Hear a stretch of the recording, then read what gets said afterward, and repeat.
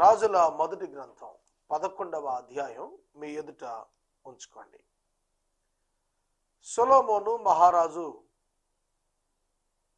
అతని జీవిత కాలంలో చాలా ఉన్నతమైనటువంటి ప్రభావాన్ని చూచాడు. గొప్ప జ్ఞాని అని పేరుగాంచాడు. గొప్ప ధనవంతునిగా విశ్వంలోనే పేరుగాంచాడు. కానీ ఆధ్యాత్మికంగా అతని దినాలు చివరికి వచ్చేప్పటికీ బలహీనమైనటువంటి వానిగా తయారయ్యాడు. దేవుని మందిరాన్ని కట్టిన సొలొమోను ప్రపంచ నాయకులను రాజులను తన జ్ఞానం చేత ఆకర్షించిన సొలొమోను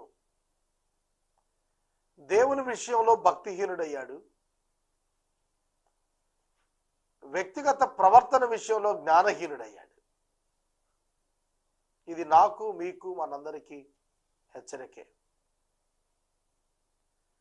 దేవుని వాక్యాన్ని దినదినము ధ్యానించడం మనకు క్షేమం, మనకు మంచిది. ఎందుకంటే అది అద్దము వంటిది. అద్దంలో మనలను మనం చూసుకుంటే మన ప్రతిబింబంలోని లోపాలు, మనలోని లోపాలు మన ప్రతిబింబం ఎట్లా చూపిస్తుందో, వాక్యం దగ్గరికి వెళితే మనం ఎక్కడ పడిపోతున్నామో మనం అర్థం చేసుకోగలుగుతాం. సొలొమోనును గురించి 2 విషయాలు చెప్పాను నేను ఇప్పుడు. మిక్కిలి జ్ఞానవంతుడు, మిక్కిలి ధనవంతుడు, ఐశ్వర్యవంతుడు, మిక్కిలి ప్రభావం కలిగిన వాడు. అటువంటి వాడు మిక్కిలి భక్తిహీనుడు, మిక్కిలి బలహీనుడు అయ్యాడు ఆధ్యాత్మిక విషయాల్లో.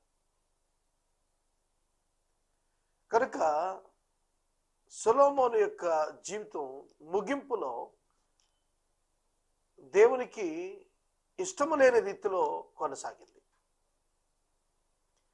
చాలా మంది జీవితాలు ప్రారంభం చాలా బాగుంటాయి, ముగింపు విచారకరంగా ఉంటాయి.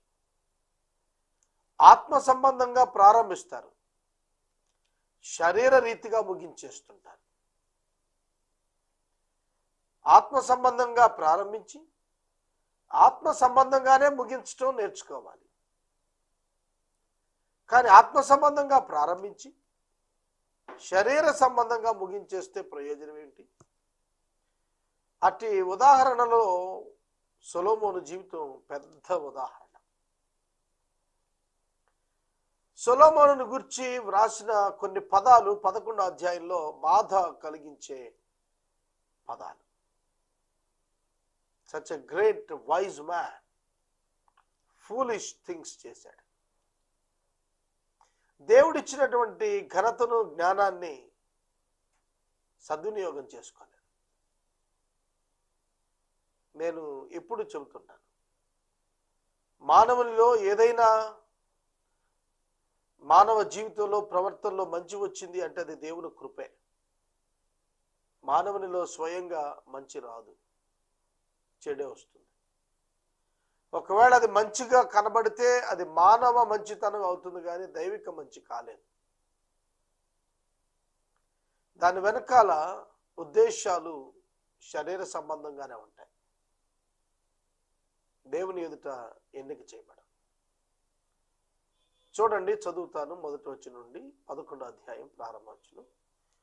మోయాబీయులు, ఎదోమీయులు, అమోనీయులు, సీదోనీయులు, హిత్తీయులు అను జనులు మీ హృదయములను తమ దేవతల తట్టు త్రిప్పుతారు గనుక వారితో సహవాసము చేయకూడదని, వారిని మీతో సహవాసం చెయ్యనీయకూడదని యెహోవా ఇశ్రాయేలీయులకు సెలవిచ్చి ఉన్నాడు. యెహోవా ఇశ్రాయేలీయులకు సెలవిచ్చి ఉన్నాడు. మోషే దగ్గర చెప్పాడు, ఇశ్రాయేలీయులు ప్రవేశిస్తున్నటువంటి కనాను భూభాగంలో ఉన్నటువంటి ఆ 7 జాతుల అన్య జనాంగంతో స్నేహం చేయకూడదు, వియ్యం పొందకూడదు అని చెప్పాడు. ఎందుకంటే వారు వీరిని త్రిప్పివేస్తారు, విగ్రహారాధన వైపు త్రిప్పేస్తారు. అన్య జనాంగానికి ధర్మశాస్త్రం లేదు, దేవుడు తెలియడు, ప్రవక్తలు లేరు, వాగ్దానాలు లేవు. కాబట్టి వారికి అంతా సాధారణంగానే ఉంటుంది. శరీరము తిని త్రాగి సుఖించే అనుభవంలో ఉంటే చాలు అన్య జనాంగానికి. అదే వారికి గొప్ప, అదే వారికి పరలోకం, అదే వారికి దేవుడిచ్చిన గిఫ్ట్. తిని తాగి సుఖించటమే భోగం కలిగి ఉండటం వారి కొందరు అన్యులైన వారి జీవితాల్లో దేవుడు గొప్ప వరం ఇచ్చాడు అనుకుంటారు. కానీ ఇశ్రాయేలీలు అలా కాదు. వారికి తినటం, త్రాగటం, సుఖించటం కాదు ప్రధానం. డివైన్ వాల్యూస్, డివైన్ క్వాలిటీస్, అవి ఇంపార్టెంట్.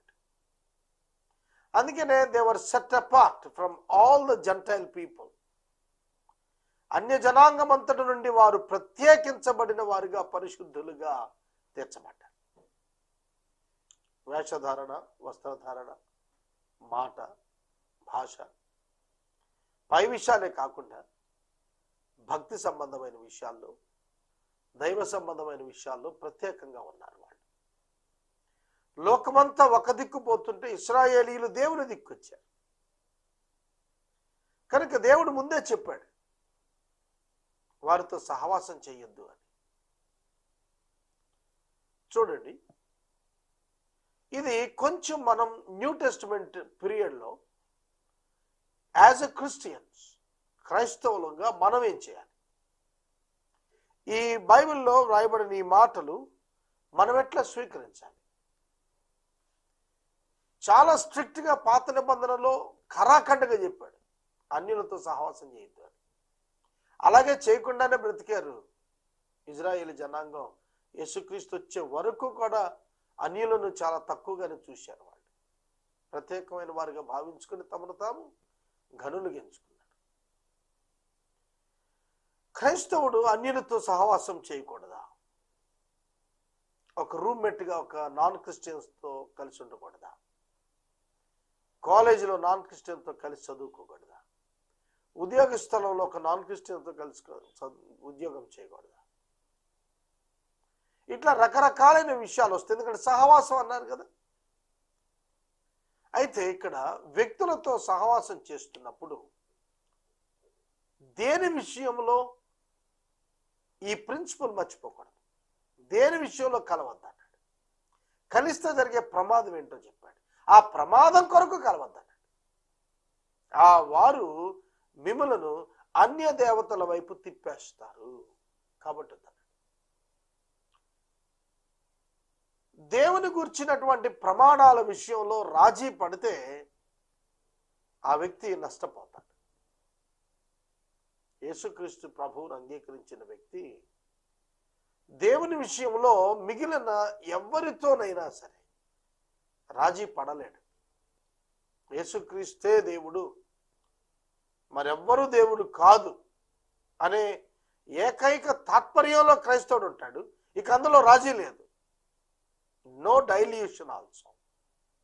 ఏ విధంగా రాజీ పడడు, ఏ విధంగానూ ఇంకో దాన్ని ఒప్పుకోలేడు. ఒప్పుకోలేడు కదా, ఒప్పుకోడు. కనుక దేవుని విడిచి సమస్తము దేవుడిగానే భావించే అవగాహనకు క్రైస్తవుడు వెళ్ళలేడు, వెళ్ళకూడదు కూడా. మనుషులను ప్రేమించే విషయంలో ముందుండాలి, మనుషులతో ఫ్రెండ్షిప్లో ముందు ఉండాలి. కానీ దైవ సంబంధమైన విషయాలకు వచ్చేటప్పటికి పరిశుద్ధత కానీ, ఆరాధన కానీ, ఈ మారు మనసు విషయాలన్నింటిలోకి వెళ్ళాను ప్రత్యేకించుకునే జీవించాలి. అది క్రిస్టియన్ స్టాండర్డ్ ఆఫ్ లైఫ్. కనుక ఇప్పుడు కూడా ఈ తరాలలో కూడాను క్రైస్తవులలో కొందరు ఇతరులతో కలవటానికి అంతగా సుముఖత చూపరు. వాస్తవంగా అక్కడ వారి ఉద్దేశం వారు మనల్ని త్రిప్పివేస్తారేమో అనే భయం అయితే ఉండొచ్చు. కానీ బైబిల్ గ్రంథంలో మనం చూస్తున్నప్పుడు వారిని తృణీకరించమనేది మాత్రం ఎక్కడ లేదు. ఒక మెజర్ కొరకు, ఒక సెక్యూరిటీ కొరకు, ఒక సేఫ్టీ కొరకు చెప్పబడిన పదం అది. అంతేగాని ప్రజలందరినీ తృణీకరించండి, ప్రేమించకండి, వాళ్ళను మనుషులుగా చూడకండి అనేది పాత నిబంధనలో సైతం లేదు.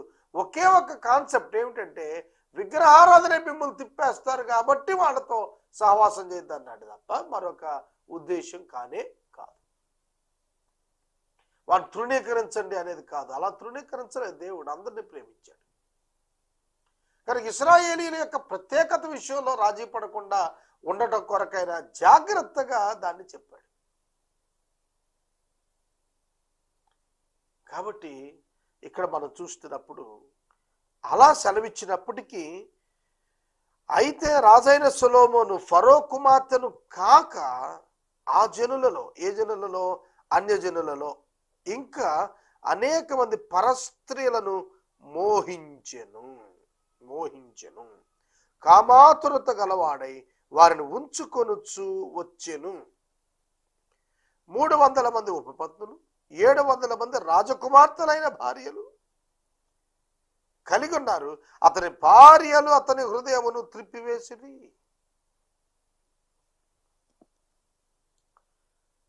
సొలొమోను హృదయాన్ని స్త్రీలు త్రిప్పేశారు. స్త్రీ లోలుడైపోయాడు.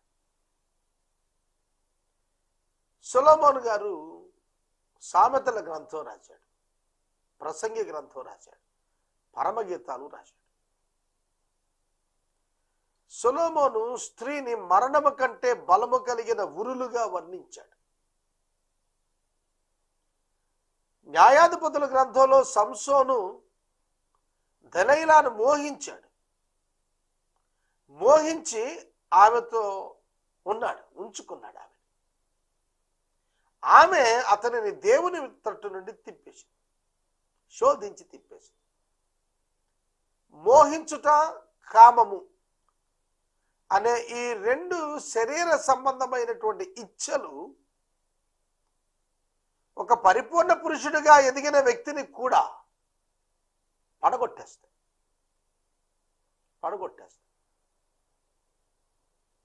కనుక భావోద్రేకాలను పరిశుద్ధతతో కూడిన సంబంధంలో భార్య భర్తతో, భర్త భార్యతో నెరవేర్చుకున్నట్టుకు వివాహము అనేది అనుమతి ఇవ్వబడింది.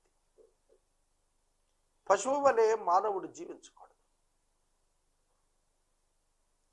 1000 మంది ఇక్కడ ఓపెన్ గా రాస్తున్నాడు. 700 మంది రాజకుమార్తెలైన వారు అని అంటే ఒక రిచ్ మ్యాన్ గా, ఒక గ్రేటెస్ట్ కింగ్ గా చాలా మంది కుమార్తెలు ఇచ్చుంటారు. ఆయన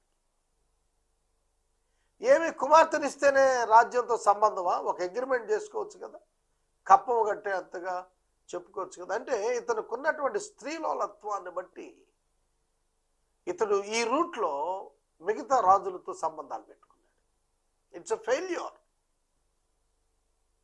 అక్రమమైన జీవితంతో వెళ్ళే ఎనీ అగ్రిమెంట్, ఏ అగ్రిమెంట్ అయినా ఫెయిల్యూర్కి వెళ్తుంది. ఈ మాట గుర్తుపెట్టుకోండి. Any relationship building on illegality, it leads to death and eternal hellfire. మరణానికి, అగ్నిగుండానికి దారితీస్తుంది పాపముతో కూడిన సంబంధం. సోదరుడా, సోదరి, సొలొమోనును గురించి రాసిన మాటలు ఇప్పటికి మనం సొలొమోను గురించి 10 అధ్యాయాలు చదువుతూ వచ్చాం. ఎంత ఉత్కృష్టంగా చెప్పుకుంటూ వచ్చాం ఆయన గురించి. అతడు శరీర ఇచ్చలకు లోబడి మోహము, కామము ఈ రెండు కూడాను అపవాది సంబంధమైనటువంటివి. డీవియేటెడ్ క్యారెక్టర్, ప్రక్కదారి పట్టిన ప్రవర్తనతో కూడినటువంటి మానవత్వం. ఈ దినం ఇవాళ నేను మార్నింగ్ నుంచి చూస్తున్నాను, టీవీలో న్యూస్ చూస్తున్నాను. ఢిల్లీలో ఆ స్త్రీని గ్యాంగ్ రేప్ చేసిన వాళ్ళని కఠినంగా శిక్షించమని చెప్పి యూత్, యవనస్తులు, ఆడపిల్లలు, మగపిల్లలు రాష్ట్రపతి భవనాన్ని అటాక్ చేయడానికి వెళ్ళారట. పోలీసు వారి మీద లాఠీ చార్జీ చేశారు. వాటర్తోని ఫిరంగులు, నీటి ఫిరంగులతో వారిని చెదరగొట్టే ప్రయత్నం చేసే కొద్దీ వాళ్ళు రెచ్చిపోయారు. ఎందుకు ఎందుకు నేను చెబుతున్నానంటే, పాపము ఎప్పుడు కూడా మానవులను బాధ పెట్టేదిగానే ఉంటుంది. వారు చేసినటువంటి హేయ క్రియ దేశమంతా కూడా ఈ దినాన బాధపడుతున్నాం మనం. ఇట్లా చేశారేమిటి, ఈ 6 వ్యక్తులు ఇట్లా చేశారేమిటి. కనుక సొలొమోను యొక్క పాపం దేశమంతటినీ బాధ పెట్టిందండి. ఇంకా ఇంకొంచెం ఎక్కువ చెప్పాలంటే దేవుడిని బాధ పెట్టింది. దేవుడు బాధపడి నాశనం అయిపోతాడని కాదు, దేవుడు బాధపడ్డాడంటే ఏమిటి ఆయనకి బాధ? సొలొమోను ఇట్లా అయిపోయాడే అనేది ఆయనకి బాధ. ప్రియమైన దేవుని బిడ్డలారా, సొలొమోను యొక్క హృదయాన్ని అతని భార్యలు దేవుని మీద నుండి విగ్రహారాధన వైపు త్రిప్పివేశారు. చాలా అందమైనటువంటి స్త్రీలు, యవన కన్యకలను సొలొమోను ఏజ్ కాని వారిని కూడాను స్వీకరించి వారి కొరకు తన మనసును బలహీనం చేసుకొని విగ్రహారాధన వైపు తిరిగిపోయాడు. నీవు తప్ప ఏ దేవుడు లేడని చెప్పి దేవుని మందిర నిర్మాణం చేసి నాకు ఆరాధన చేసిన సొలొమోను వ్యర్థమైనటువంటి విగ్రహాల వైపు తిరిగాడు. ప్రియమైన దేవుని బిడ్డలారా, దేవుని ప్రత్యక్షతను స్వయంగా చూచినటువంటి సొలొమోను దేవుడు కాని వారికి రాళ్ల వైపు, విగ్రహాల వైపు మొరుకుతూ పోయాడు. టు సాటిస్ఫై హిజ్ వైఫ్, వారి భార్యలను, అతని భార్యలను, స్త్రీలను సంతృప్తిపరచడానికి, దేవుణ్ణి విడిచిపెట్టడానికి కూడా వెనుకాడని దుస్థితిలో ఉన్నాడు.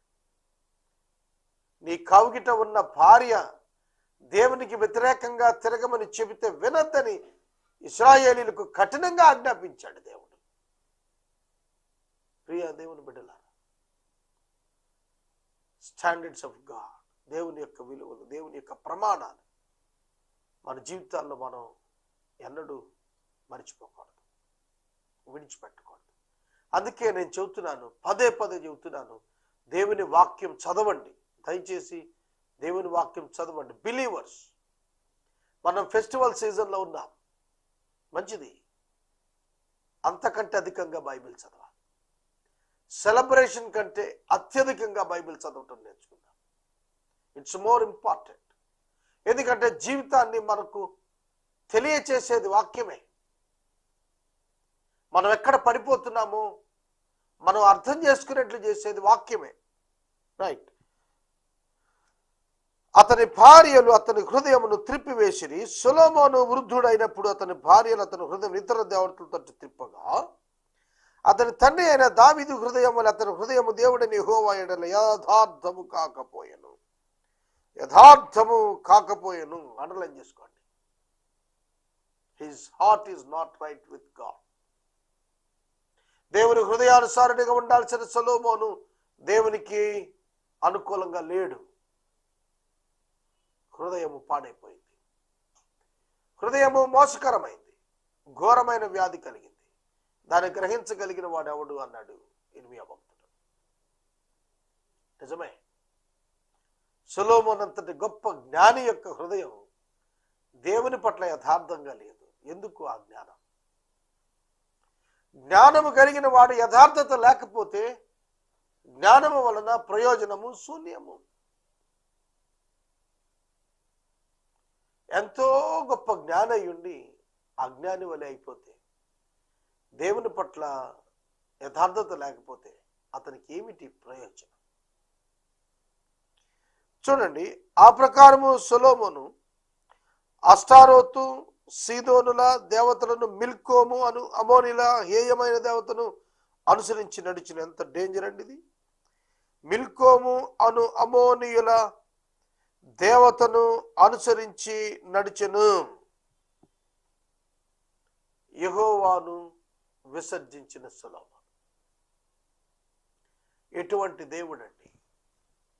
ఎట్లాంటి వాడిగా మలిచాడు దేవుడు.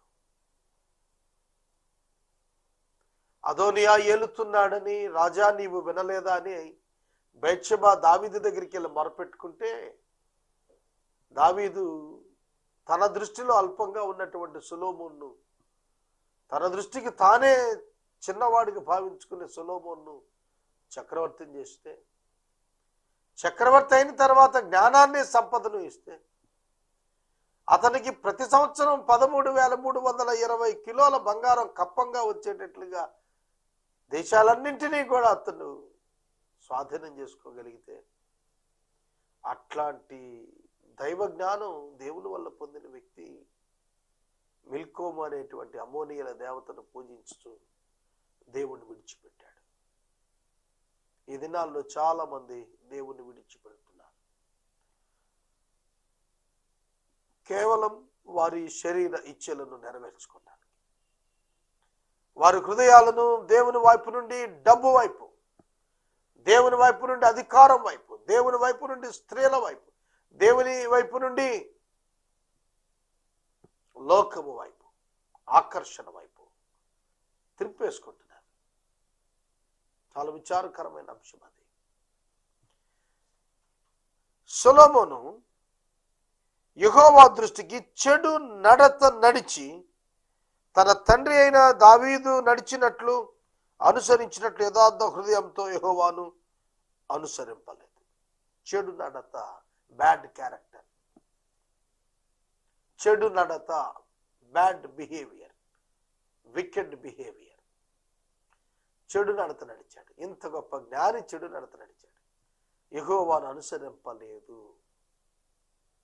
ఈ పదం పరిశుద్ధాత్మ దేవుడు ఇందులో రాయించాడు. యెహోవాను అనుసరింపలేదు. అందుకు దేవుడు అతనిని హెచ్చరిక చేశాడు. 2 పర్యాయములు దేవుడు హెచ్చరిక చేసిన సొలొమోను వినలేదట. సొలొమోను కెమోషు అను మోయాబీయుల హేయమైన దేవతకును, మొలెకు అను అమోనీయుల దేవతకును యెరూషలేము ఎదుట ఉన్న కొండ మీద బలిపీఠాలు కట్టించాడు. దేవాలయం యెహోవాకు కట్టాడు. బలిపీఠాలు మొలెకునకు, కెమోషునకు, మిల్కోమునకు కట్టాడు. అందరూ దేవుడే అనే భావన ప్రజల్లోకి తీసుకొచ్చేసాడు. ఒక తప్పిపోయినటువంటి అధికారములో ఉన్న వ్యక్తి ప్రజలందరినీ తప్పించేస్తాడు. ఆ ఫలితం రాజ్యం మీదకి వచ్చింది. తమ దేవతలకు ధూపము వేయించు, బలులను అర్పించుచు ఉండిన పరస్త్రీలైన తన భార్యల నిమిత్తం అతడు ఇలాగు చేశాడు. అతని భార్యలు అన్నారు, అన్య జనాంగం, మేము ఈ మందిరానికి రాము, మాకు ట్రెడిషనల్గా విగ్రహారాధన అలవాటు కనుక మాకు బలిపీఠాలు కట్టిస్తే మా ఆరాధన మేము చేసుకుంటాం అన్నారు. సొలొమోను రాజీ పడ్డాడు. ఆ స్త్రీలు బలిపీఠాలు కట్టుకొని మేము ఆరాధన చేసుకుంటాం మా దేవతల కంటే, వారి కోసం బలిపీఠాలు కట్టేశాడు.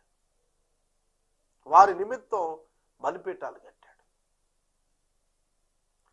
బైబిల్ గ్రంథంలో మోహము చేత పనిచేసిన ప్రతి వ్యక్తి కూడా పతనానికి వెళ్ళినట్టుగానే కనిపిస్తాం. దేవునికి ఇష్టము లేనటువంటి కార్యాలు సొలొమోను చేశాడు. ఇది ఎంతవరకు అతనికి క్షేమం?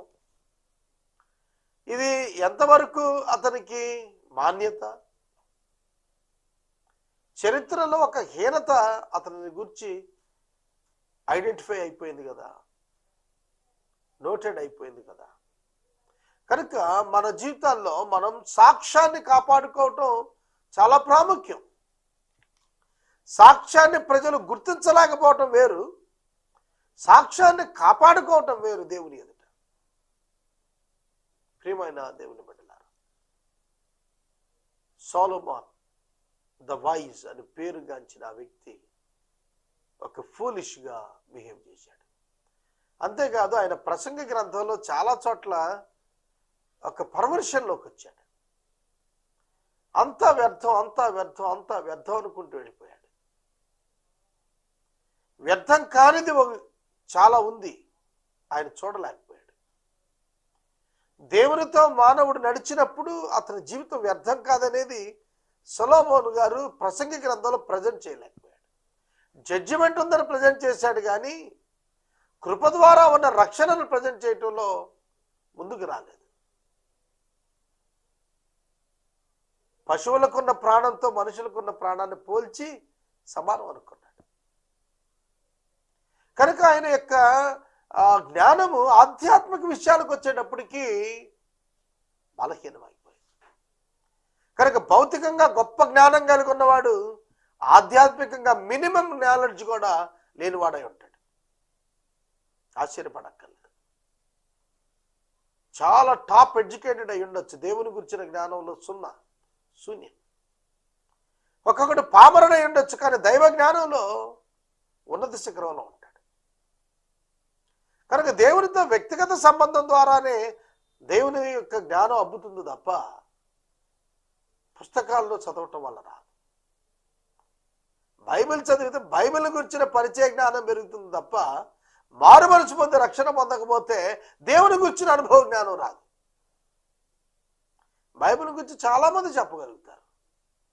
యేసుక్రీస్తుని ఎరుగిన వారు, యేసుక్రీస్తుని అంగీకరించిన వారు అనేక మంది బైబిల్ గురించి గంటలు చెప్పగలిగిన వారు, సంవత్సరాలు చెప్పగలిగిన వాళ్ళు ఉన్నారు. కానీ యేసుని గురించి చెప్పగలుగుతారా? దేవుని గురించి చెప్పగలుగుతారా? చెప్పలేరు. జ్ఞానం వాళ్ళకి లేదు. అనుగ్రహించబడాలి. సొలొమోను తన జీవితంలో భార్యల నిమిత్తం ధూపవేదికలను, బలిపీఠాలను యెరూషలేము కొండ మీద కట్టించాడు. ఇది బహు విచారకరమైన విషయం. 9వ వచనం నుండి వాక్యాన్ని మీరు గమనించాలని కోరుతున్నాను. సొలొమోను మహారాజు స్త్రీల పట్ల మోహము, కామము కలిగిన వాడై పరస్త్రీలను ప్రేమిస్తూ వచ్చాడు. దావీదు భక్తుడు దేవుని దృష్టికి యథార్థంగా ఉన్నట్లు సొలొమోను యథార్థంగా లేడు. సొలొమోను అన్య దేవతలను వెంబడిస్తున్న స్త్రీలను వివాహం చేసుకున్న కారణంగా ఆ స్త్రీలు తమ ఆరాధన నిమిత్తం తమ దేవతలకు, కెమోషు దేవతకు, మిల్కోమునకు, మోయాబీయుల దేవత మొలెకునకు, అమోయుల దేవత కెమోషుకు బలిపీఠాలు కట్టారు. బలిపీఠాలు కట్టి బలులు ఇచ్చాడు. యెహోవాను పూజించుట మానివేసి అన్య దేవతలకు బలులు ఇవ్వటం చేస్తూ ఉన్నాడు. ఇది యెహోవాకు నచ్చనిది. ఇశ్రాయేలీయులను దేవుడు ప్రత్యేకపరుచుకున్నాడు తన నిమిత్తం, తన జనాంగంగా.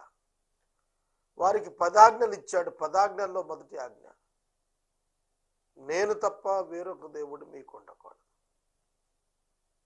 చూస్తున్నారా? యెహోవాయే దేవుడు, ఆయన తప్ప వేరొక దేవుడు ఇశ్రాయేలీయులెవరికి ఉండకూడదు. యెహోవాయే దేవుడు అన్నప్పుడు ఇతర దేవుళ్ళు లేరని అర్థం. నేను తప్ప వేరొక దేవుడు ఉండకూడదు అంటే వేరొక దేవుణ్ణి ప్రతిష్ఠించుకోకూడదు సొంత ఉద్దేశాల చేత. కనుక మొలెకు లేడు, కెమోషు లేడు, మిల్కోము లేడు. ఇవన్నీ కూడా అన్యజనాంగం దేవుని ఎరుగక దేవుని విగ్రహారాధన చేస్తూ అవమానపరుస్తున్నారు దేవుణ్ణి. నిజమైన దేవుని యొద్దకు రాకుండా తమ భావాలను బట్టి దేవుణ్ణి సృష్టించుకున్నారు. ఆ కారణం చేత అపవాది యొక్క చేతులకు పోయారు జనం. కాబట్టి ఇక్కడ జరుగుతోంది ఏమిటంటే, సొలొమోనునకు దేవుడు ప్రత్యక్షమయ్యాడు. 2 మార్లు ప్రత్యక్షమయ్యాడు. చెబుతూ వచ్చాడు, హెచ్చరిక చేశాడు. దేవుడు హెచ్చరిక చేసిన తరువాతే చర్య తీసుకుంటాడు. Without giving warning he can't take any action. ఆయన ఖచ్చితముగా ప్రతిస్పందించే ముందు వార్నింగ్ ఇస్తాడు. అది ఆయన స్టైల్ ఆఫ్ వర్కింగ్. హెచ్చరిక చేయకుండా తీర్పులు చేయడు ఆయన, హెచ్చరిక చేస్తాడు. మార్చుకునే సమయాన్ని ఇస్తాడు. మార్చుకునే సమయాన్ని, యాంపుల్ ఆఫ్ టైం, ఆపర్చునిటీస్ ఇచ్చిన తర్వాత కూడా మారకపోతే ఖండిస్తాడు, మారకపోతే దండిస్తాడు. అదే జరిగింది సొలొమోను విషయంలో. 9వ వచనం, ఇశ్రాయేలీయుల దేవుడైన యెహోవా అతనికి 2 మార్లు ప్రత్యక్షమై నీవు ఇతర దేవతలను వెంబడింపవలదని అతనికి ఆజ్ఞాపించెను. ఆయనను సొలొమోను హృదయం ఆయన నుండి తొలగిపోయాను. ఇది చాలా ప్రమాదకరమైన స్థితి. సొలొమోను హృదయము దేవుని నుండి తొలగిపోయింది. దేవుని మీద నుండి మన హృదయము మరొక వైపు తిరగరాదు. సోదరుడా, సోదరి, బైబిల్ గ్రంథంలో చాలా పర్యాయాలు భక్తులు దేవునికి బదులు ఇతర వ్యక్తులను, ఇతరాలను ఆశ్రయించారు. తద్వారా వారికి నష్టం చేకూరింది. చూడండి, దేవుని యొక్క వాక్యములో యేసుక్రీస్తు ప్రభువారు సజీవునిగా ఉన్నటువంటి దినాల్లో, అక్కడ నరావతారిగా జీవించిన దినాల్లో ఆయన చేసినటువంటి కార్యాలు అనేకం మనకు కనిపిస్తున్నాయి. బెతస్దా కోనేటి దగ్గర రోగిని ప్రభు అడిగిన మాట ఆశ్చర్యం. నీవు స్వస్థపడగోరుతున్నావా అని అడిగాడు. నీవు స్వస్థపడగోరుతున్నావా? చూడండి, స్వస్థపడగోరే కదా బెతస్దా కోనేటి దగ్గర 38 సంవత్సరాల నుండి అతను వస్తున్నాడు. ప్రభు అడిగిన మాటకు అతడు నాకెవ్వడు లేడన్నాడు. కనుక దేవదూత కదిలిస్తుందేమో, ఎవరు వస్తారా అని చూస్తున్నాడు. కానీ స్వస్థతనిచ్చే ఆయన అతని కళ్ళు ఎదుటున్నాడు. అతను గుర్తెరగలేకపోయాడు. కనుక ఫోకస్ ఆయన మీదకి రావాలి, ఇతరాల మీదకి కాదు. దేవుని విడిచిపెట్టి దేవుని వాడుకున్నటువంటి వస్తువుల మీద, దేవుడు వినియోగించుకున్న వ్యక్తుల మీద మనుషులు తిరిగిపోతుంటారు. అదే పాపం అంటే. గొలియాతును చంపినప్పుడు దావీదు దేవునిపై ఆధారపడి చంపాడు, గులకరాయితో చంపాడు. అదే దావీదు గొలియాతు ఖడ్గాన్ని గురించి మాట్లాడుతూ అంటాడు, ఈ ఖడ్గం ఉంది చాలు, ఇంకా ఏది కూడా అక్కర్లేదు అంటాడు. దేవుణ్ణి వదిలేసి ఖడ్గాన్ని పట్టుకున్నాడు. కనుక దేవుని స్థానాన్ని దేనికి ఇచ్చినా కూడా అదే పాపం. దేవునికి వ్యతిరేకమైనటువంటి పని ఏదైతుందో అదే పాపం. కాబట్టి ఇక్కడ సొలొమోను దేవుడు చేయవద్దని చెప్పినటువంటి పని చేస్తున్నాడు. ఆజ్ఞల్లో ప్రథమ ఆజ్ఞ మీరాడు. దేవునిపై నుండి హృదయాన్ని తొలగించుకున్నాడు. అప్పుడు దేవుడు చేస్తున్న మాట ఏంటంటే, కోపగించుకున్నాడు. ఆయన కోపగించుకున్నాడు అన్నప్పుడు ఆ కోపం అతని యొక్క పొజిషన్ కంటిన్యూషన్ ఎట్లా ఉండబోతోందో చెబుతున్నాడు.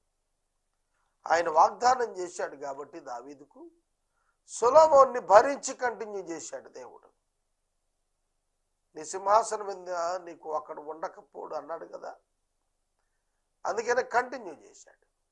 ఇప్పుడు సొలొమోను పాపం చేసిన తర్వాత ఆయన ఇస్తున్నటువంటి పనిష్మెంట్ చూడండి. నేను నీతో చేసిన నా నిబంధన కట్టడలను నీవు అనుసరింపకపోవుట నేను కనుగొనుచున్నాను కాబట్టి. కనుక అనేది అండర్లైన్ చేయండి. నేను నీతో చేసిన నా నిబంధన, మన నిబంధన అలా, నా నిబంధన కట్టడలు నీవు అనుసరించకపోవటాన్ని బట్టి నేను కనుక్కున్నాను దాన్ని. I found out. చాలా జాగ్రత్తగా దేవుడు కనుగొన్నాడట. దేవుడు చూస్తున్నాడు. దేవునికి మరొకటి చెప్పక్కర్లేదు. దేవుడు ఇప్పుడు ఏం జరుగుతుందో భూమి మీద చూస్తున్నాడు. మనుషుల్లో ఏం జరుగుతుందో చూస్తున్నాడు. మనుషులకు వ్యతిరేకంగా ఏది జరుగుతుందో చూస్తున్నాడు. ఉదాహరణకి ఒక హత్య రచన జరిగిందనుకోండి, ఎవరు రచిస్తున్నారో తెలుసు ఆయనకి, ఎవరు పాల్గొంటున్నారో తెలుసు, ఎవరు ఎట్లా మాట్లాడుకుంటున్నారో తెలుసు, ఎవరు పథకం రచిస్తున్నారో తెలుసు, ఎలా ఆ వ్యక్తి హత్య అవుతున్నాడో తెలుసు, హత్య చేసిన వాళ్ళు ఎటు పారిపోతున్నారో తెలుసు, అన్నీ ఆయనకు తెలుసు. కానీ ఒక దినాన ఆయన ప్రశ్నిస్తాడు దాన్ని, ఒక దినాన ఆయన బయలుపరుస్తాడు దాన్ని. అదే తీర్పు దినం. తీర్పు దినం వరకు ఆయనే మాట్లాడు. అయితే విశ్వాసిగా సొలొమోను యొక్క జీవితంలో దేవుడు హెచ్చరిక చేసిన ఆ నిబంధనలు కట్టడలు గైకొనలేదనేది దేవుడు అబ్జర్వ్ చేశాడు. కనుగొన్నాను అని అన్నాడు. అబ్జర్వ్ చేశాడు, ఫైండ్ అవుట్ చేశాడు. దాని కారణంగా ఏం చేస్తున్నాడట, ఈ రాజ్యం నీకు ఉండకుండా నిశ్చయంగా తీసేసి నీ దాసునికి ఇచ్చేస్తాను. ఇక ప్రారంభం, సొలొమోను యొక్క రాజ్యంలో కష్టాలు ప్రారంభం వస్తాను. నీ రాజ్యం నీ దాసుడికి ఇస్తాను. ఈ మాట ఎలా ఉంది మీకు? కుమారునికి స్వాస్థ్యంగా రావలసినటువంటి రాజ్యం దాసునికి చెందబోతోంది అంటే సొలొమోనుకు ఎటువంటి దుఃఖం కలిగి ఉంటుంది.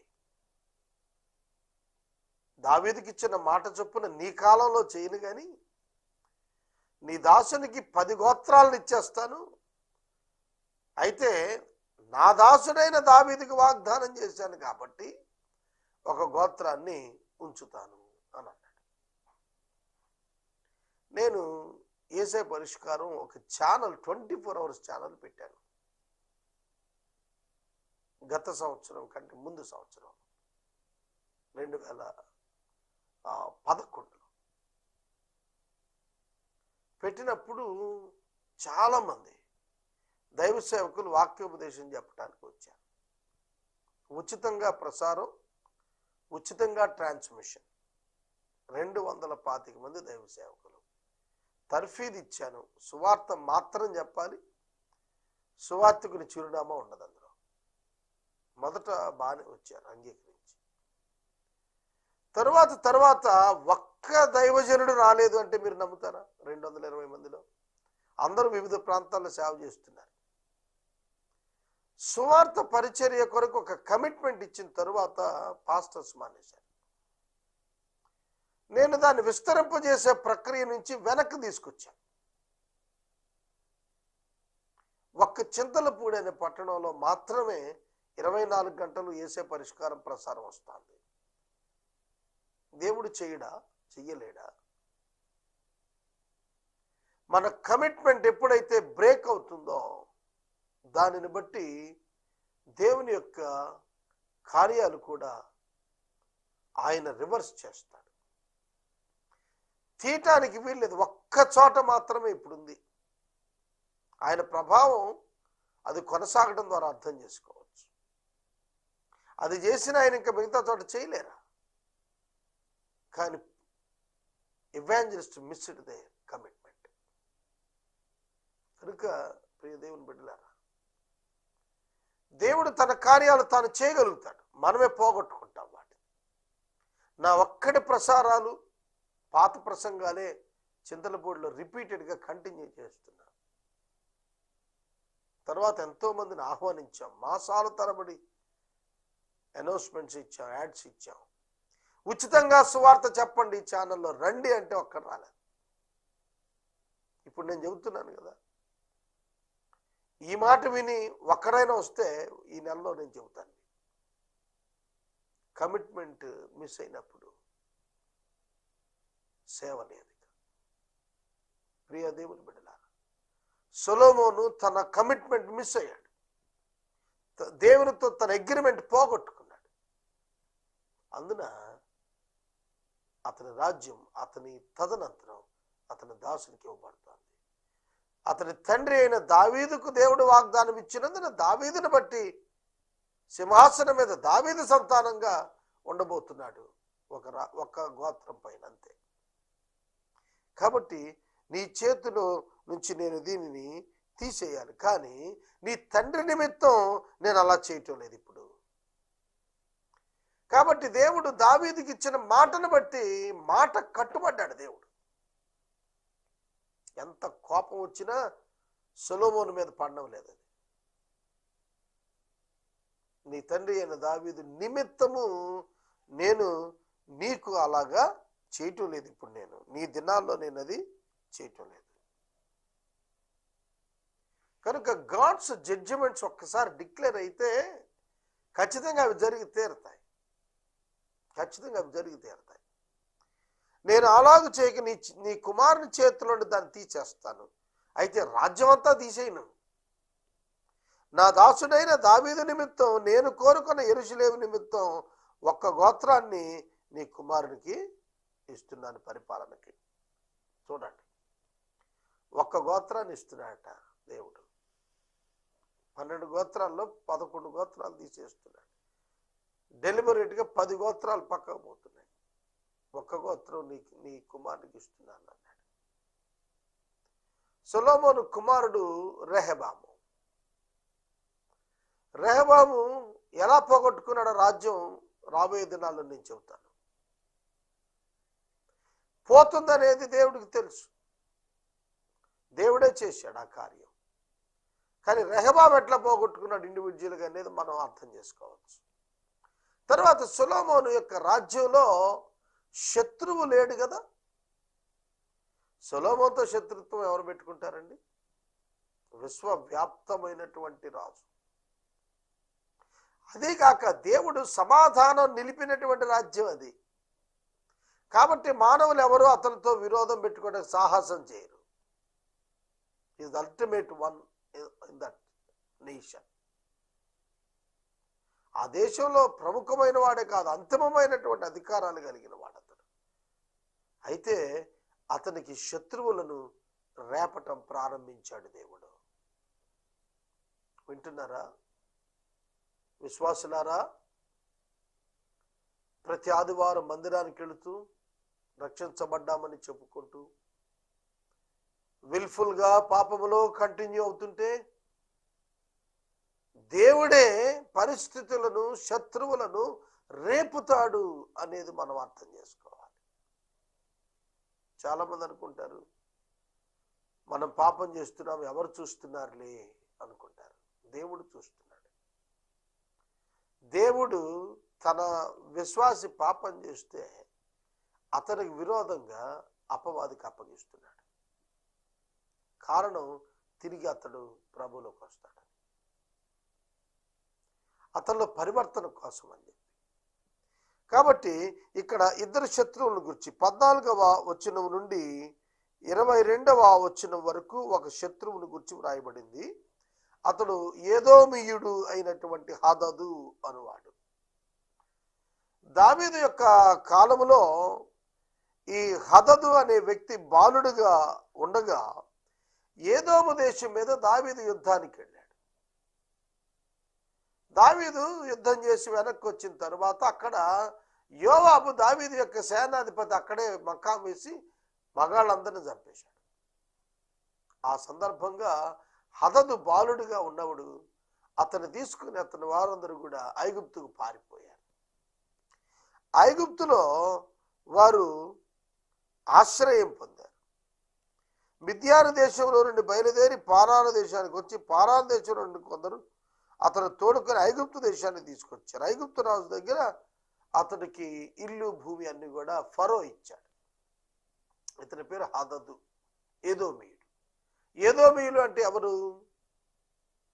యాకోబు యొక్క సోదరుడైన ఏశావు సంతానం. యాకోబు యొక్క సోదరుడైన ఏశావు సంతానం. ఆదికాండం గ్రంథంలో యాకోబు ఏశావుల వృత్తాంతం మీ అందరికీ తెలుసు. ఏశావు భ్రష్టుడయ్యాడు, వ్యభిచారయ్యాడు. ఒక పూట కూటి కొరకు దేవుడు వదిలేసుకున్నాడు, జ్యేష్ఠత్వం వదిలేశాడు. అటువంటి వ్యక్తి యొక్క సంతానంలో ఏదోమీయులు వచ్చారు. ఏదోము అంటే రెడ్ అని అర్థం. ఏశావుకు మరొక పేరు ఏదోము. ఏదోమీయులు సోదరులైనా కూడా ఇశ్రాయేలీల మీద యుద్ధం చేస్తూనే వచ్చారు. దాయాదులు కదా వీరు, అన్నదమ్ముల వరుస, ఒకే తండ్రి, ఇస్సాకు గారి కొడుకు. ఇస్సాకునకు ఏశావు యాకోబు ఇద్దరు కుమారులు.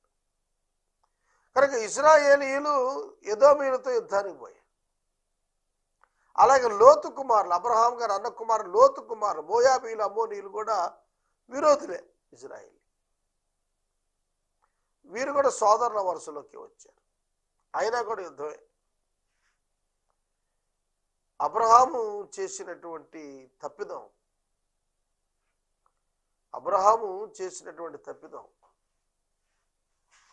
హాగరుతో అతడు వెళ్ళినటువంటి కారణాన ఇష్మాయేలీయులకు ఇజ్రాయేలీయులకు యుద్ధం అయింది. యాకోబు చేసిన పాపం కారణంగా ఎదోమీయులకు ఇజ్రాయేలీయులకు యుద్ధం అయిపోయింది. చూడండి, దేశాలు కొట్టుకున్నాయి ఒక వ్యక్తి యొక్క పాపం.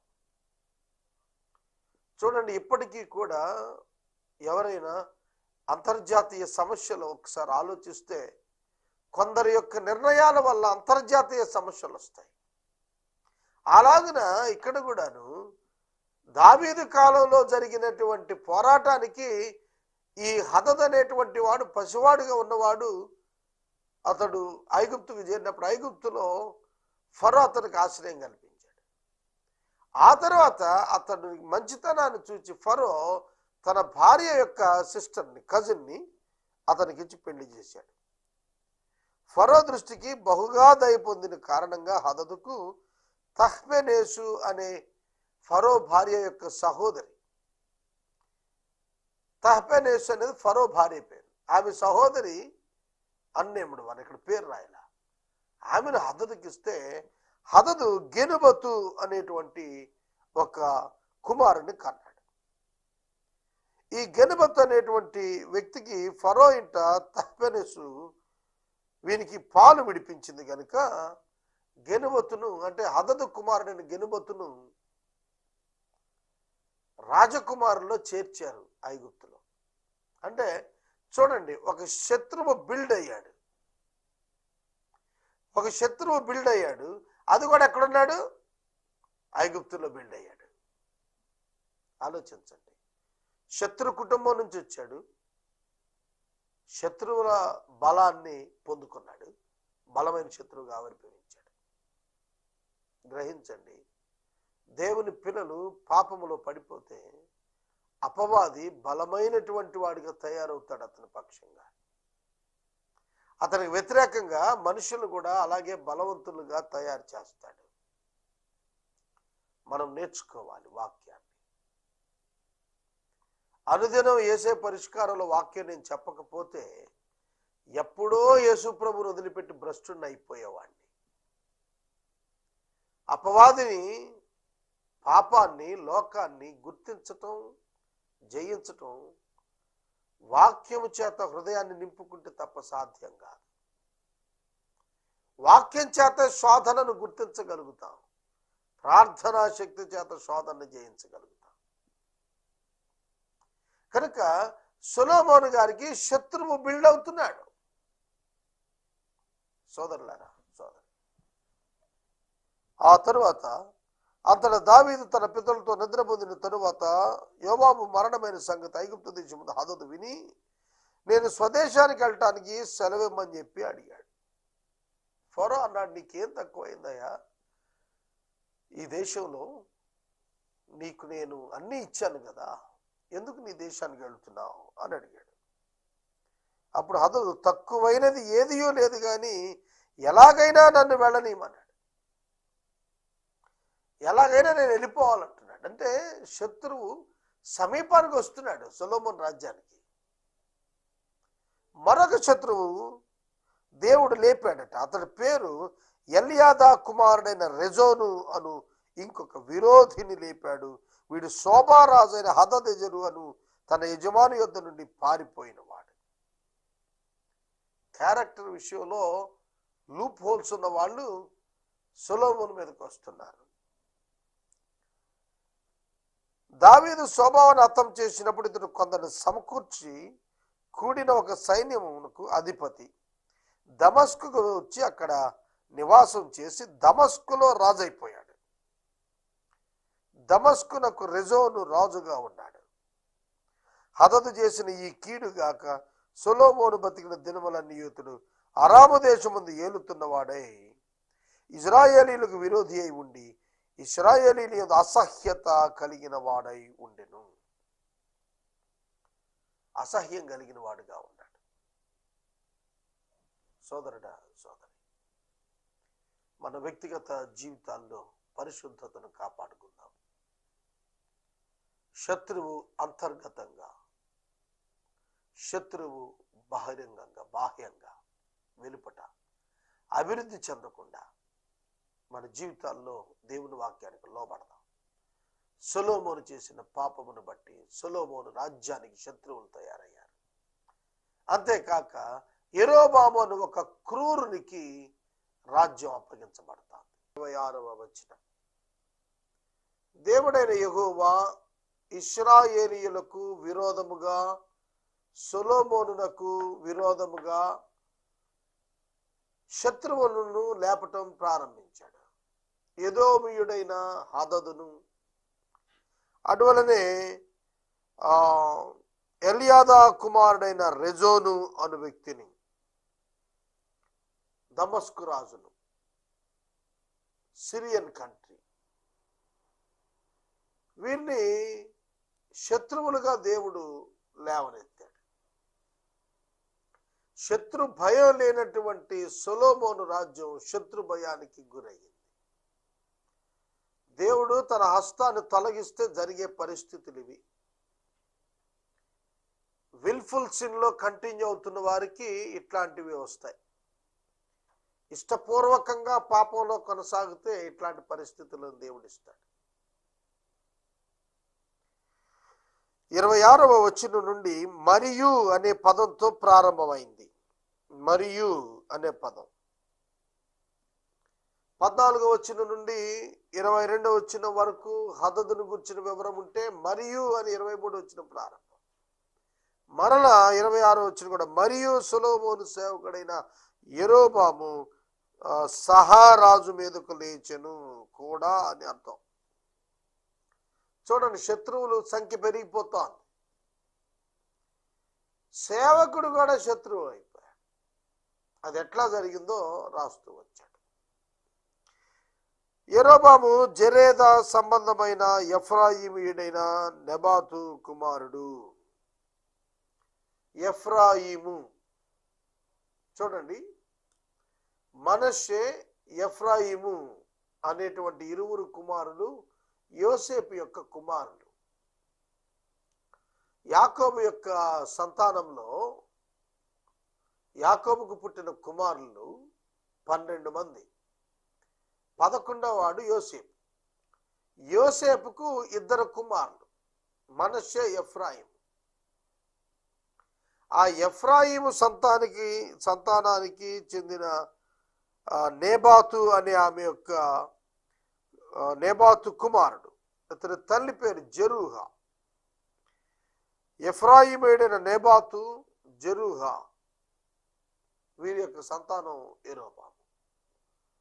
బేసికల్గా ఇతడు క్రూరుడు. అతని తల్లి విధవరాలు.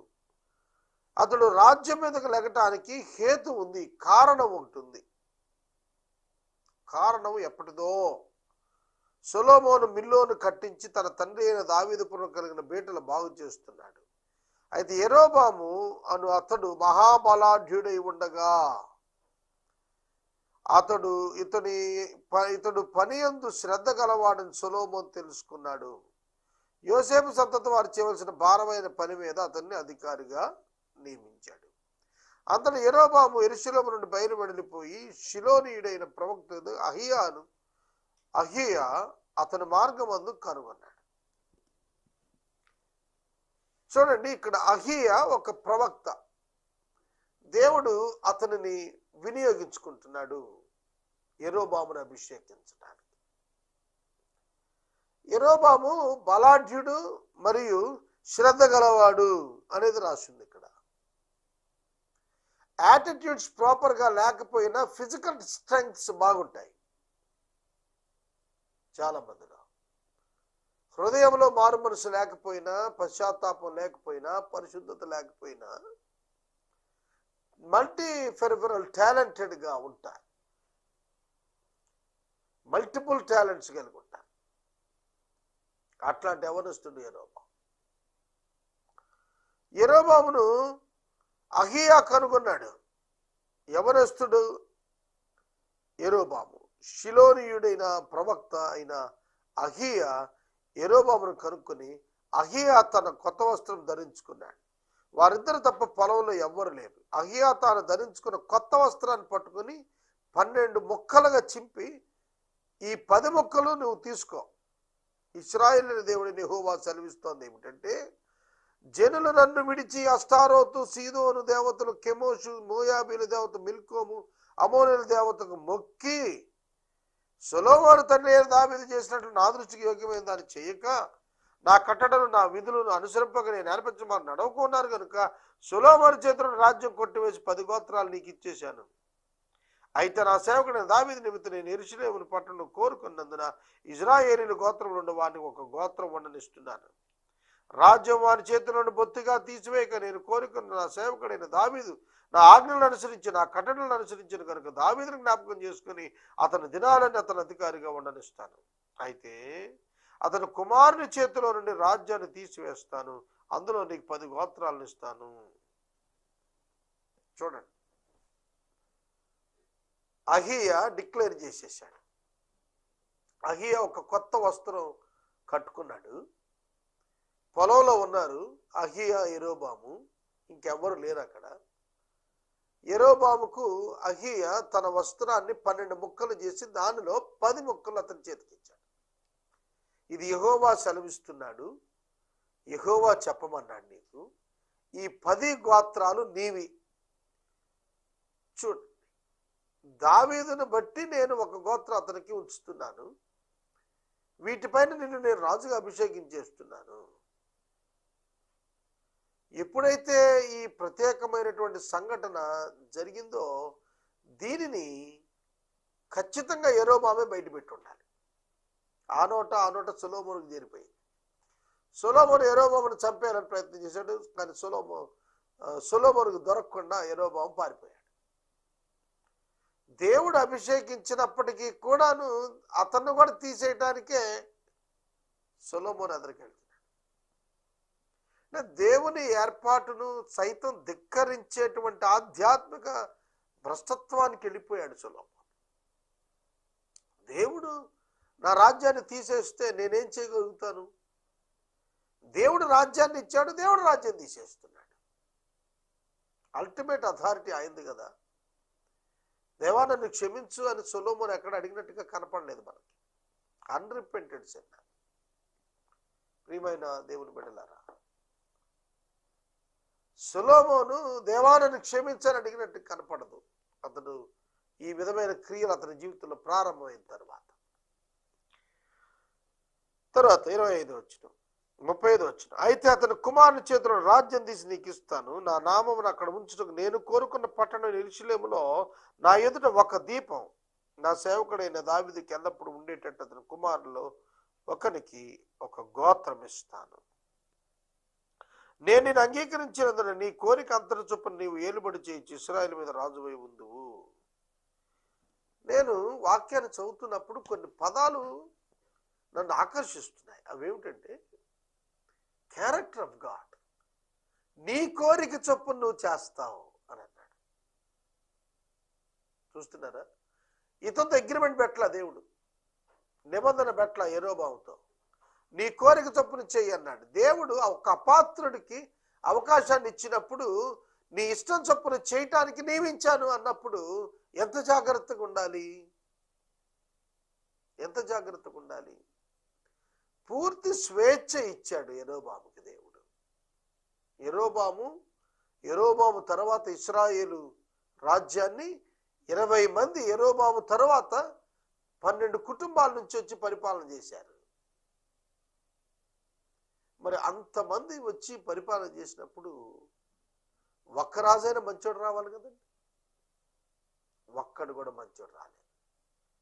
రానున్న 20 రాజులు 490 సంవత్సరాలు దేవుని ఎరుగని వారిగా తయారైపోయారు ఇశ్రాయేలీయులు. అది ఎరిగిన దేవుడు మాట్లాడుతూ చెప్పిన మాట, నేను నీకు ఆజ్ఞాపించినటువంటి దాన్ని విని నా మార్గాలు అనుసరించి నడుస్తూ నా దృష్టికి అనుకూలమైన దాన్ని జరిగిస్తూ నా సేవకుడైన దావీదు చేసినట్టు కైకుంటే నేను నీకు తోడుగా ఉంటాను. దావీదు కుటుంబమును శాశ్వతంగా నేను స్థిరపరిచినట్లు నిన్నును స్థిరపరిచి ఇశ్రాయేలు వారిని నీకు అప్పగిస్తాను. చూడండి, యెరోబాము కూడా ఆప్షన్ ఇస్తున్నాడు దేవుడు. నీవు గనుక నేను చెప్పినట్లుగా వింటే, దావీదు ఎట్లా నా మాట విన్నాడు అలా ఉంటే నీ రాజ్యం కూడా స్థిరపరుస్తాను అన్నాడు. కనుక అతనికి, అతని వంశానికి సేమ్ ప్రామిస్ దేవుడు ఇస్తున్నాడు. ఎంత ప్రివిలేజ్ అండి! యెరోబామునకు ఎంత ఆధిక్యత దేవుడు ఇచ్చాడు. అతని తర్వాత అతని సంతానం కూడా రాజరికంలో కొనసాగటానికి నీకు అవకాశం ఇస్తున్నానని చెప్పాడు. అవకాశాలు ఇచ్చిన కొందరు వ్యక్తులు వాటిని వాడుకోవటం చేతగా, హృదయంలో పరివర్తన లేకుండా, అంతరంగంలో మారు మనసు లేకుండా ఎవరు ఏ పొజిషన్లోనూ కంఫర్టబుల్గా ఉండలేరు. కనుక ఇక్కడ 39వ వచనంలో, వారు చేసిన క్రియలను బట్టి నేను దావీదు సంతతి వారిని బాధపరుచుదును గాని నిత్యము బాధించను. నేను అండర్లైన్ చేసుకుని వివివిఐఎంపి అని రాసుకుని, very very very important words ఏమిటంటే, నేను వారిని సంతతిని బాధిస్తాను కానీ నిత్యం కాదు. ఒక particular point of time, period of time నేను వారిని ఇబ్బంది పెడతాను, వారిని బాధలు పెడతాను, కానీ కొంతకాలమే. ప్రియమైన దేవుని బిడ్డల, ఇశ్రాయేలు జనాంగం దేవునికి ప్రియమైనటువంటి జనాంగం, నిబంధనాచరులు. దేవుడు వారికి దేవాలయం ఇచ్చాడు, ధర్మశాస్త్రం ఇచ్చాడు, వాగ్దానాన్ని ఇచ్చాడు, ప్రవక్తలను ఇచ్చాడు హెచ్చరిక చేయడానికి. ఆయన సన్నిధిని ఇచ్చాడు, ఆయన స్వరాన్ని ఇచ్చాడు, మాట్లాడాడు. ఆయన యొక్క సహవాసాన్ని ఇచ్చాడు, ఆయన వారి మధ్య నివసించాడు.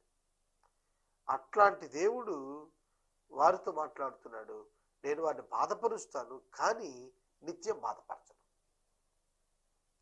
నిత్యము బాధపరచుడట. దేవుని ప్రేమ చూడండి, దేవుని వాగ్దానాల పట్ల ఆయనకున్న శ్రద్ధ చూడండి. జరిగిన దానిని విని సొలొమోను యెరోబామును చంప చూడగా, యెరోబాము లేచి ఐగుప్తు దేశానికి పారిపోయి ఐగుప్తు రాజైన షీషకు నొద్ద చేరి సొలొమోను మరణించే వరకు ఐగుప్తులోనే ఉండిపోయాడు. షీషకు అనేవాడి పేరు మనం ఫరోగా గుర్తించాలి, ఐగుప్తు రాజుగా గుర్తించాలి. కనుక ఈ వ్యక్తి మనల పారిపోయి ఐగుప్తుకి వెళ్ళిపోయాడు. యెరోబాము ఐగుప్తులో విశ్రాంతిలోకి వెళ్ళిపోయాడు. సొలొమోను చచ్చిపోయిన తర్వాత కదా రాజ్యం ఇస్తానంది. సొలొమోను చనిపోవాలి, రెహబాము పట్టాభిషేకానికి రావాలి, రెహబాము తప్పులు చేయాలి, అప్పుడే అతనికి వస్తుంది రాజ్యం. దేవుడు సర్వజ్ఞానంలో ఎరిగిన వాడు కనుక ఇవన్నీ కూడా అతనికి ముందస్తుగానే రాజ్యాన్ని ఇచ్చాడు. 10 గోత్రాలు అతని చేతి కింద పెట్టేశాడు. ప్రియమైన దేవుని బిడ్డలారా, పాపమును గుర్చి మనం బహుజాగ్రత్తగా ఉండాలి.